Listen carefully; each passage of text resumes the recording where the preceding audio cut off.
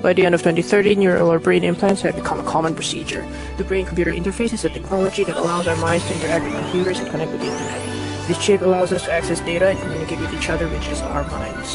What started as a means of medical treatment had developed into an advanced communication and network system device. Using Nerve Gear, a virtual reality helmet that simulates the user's 5 senses through playing events, video game players can experience and control in-game characters with their mind. Salutations, adventurer. Could you help me with a little task?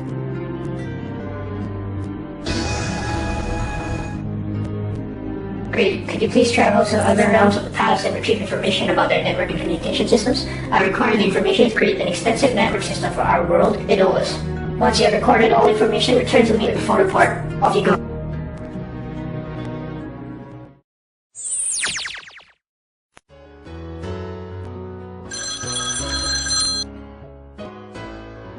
Yes, I succeeded. You can quiet the telephone. Hello, Mr. Bell. I am doing a little project and I require your assistance. I would like to find out more about your telephone design and how it works. Sure thing, young man. The telephone has two main parts, the transmitter and the receiver. The transmitter acts as an electric ear. It comprises of a metal diaphragm that presses on a small cup of carbon grains with a low current traveling through the grains. The varying tones of the speaker's voice causes changes in air pressure, making the diaphragm vibrate at different speeds. The vibrating diaphragm changes the amount of pressure acting on the carbon grains. When the grains become crowded, current becomes stronger, and when the grains are loose, the current gets weaker. The current imitates the pattern of sound waves produced and travels through the telephone wire to the receiver of another telephone.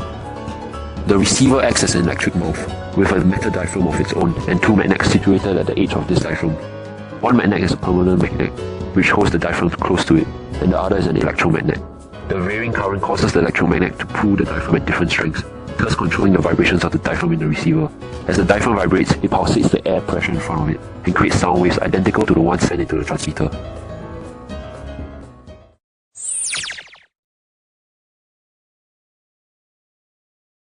Good morning everyone, welcome to your first lecture for CS1002. I'm Professor Jones and today we will explore the marvels of wireless network, mainly 4G. First we will understand how a cell phone works. A cell phone is a radio device and when a call is made, it sends radio signal to a nearby cell tower. Fiber optic lines carries this call to a wireless access point and get routed to an underground wire line. The call travels to another wireless access point through the tower and its intended recipient. To better enhance the usability of the cell phone, the cellular concept and frequency reduced IDs were brought in. The cellular concept derived from the way it split an entire city into cells and divided work done by a single base station to lower power base stations in each cell of a city. It allows almost infinite numbers of users to be supported. To effectively support this huge number of users at the same time requires frequency reduced. The total spectrum allocated to each service profile of the city is broken up into smaller bands and assigned to each cell of the city. The cellular network has advanced drastically, moving us into the era of fourth generation network. ITUR specified a setup requirement for the first standard in 2008, setting the peak speed requirement as 100 megabit per second for high mobility communications and 1 gigabit per second for low mobility communications. There are many notable changes such as those listed in the list, but we will focus on three main changes: MIMO, ODFM, and VoIP. MIMO stands for Multiple Input, Multiple Output. It's a technology pioneered by LTE. Its main feature is that it consists of two slanted, polarized waves perpendicular to each other. This allows the modem to distinguish between two independent streams of data in the same frequency at the same time, increasing the speed of 4G. OFDM stands for Orthogonal Frequency Division Multiplexing. It is used in Wave 5 and ADSL. In short, it splits the frequency of a wave into multiple rectangular time slots with a small time space between. This increases the ability to differentiate between two time slots, which the phone may fail to notice. Voice over IP is a group of technologies that deliver voice communication and multimedia section over the internet. Unlike 3G, 4G uses IP for voice data, hence all data can now be transmitted over IP networks.